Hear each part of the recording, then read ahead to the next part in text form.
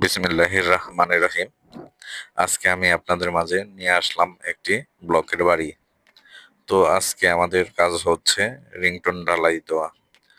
তো দেখেন, রিংটোন ঢালাই দিতে আমাদের এক্সট্রা কাঠ লাগে নাই, শাটারিং করা লাগে নাই, জাস্ট তলাগুলো আমরা শাটারিং করছি। এটাই হচ্ছে ব্লকের বাড়িতে আপনার খরচের সাশ্রয়। এভাবে আমাদের অনেক কিছুতেই সাশ্রয় হয়েছে ব্লকের বাড়ি তৈরি করতে, যা আমরা ব্রিক্স দিয়ে করলে বাদে এর 30% খরচ বেড়ে যেত এবং এর ঘরেও অনেক ঠান্ডা থাকে।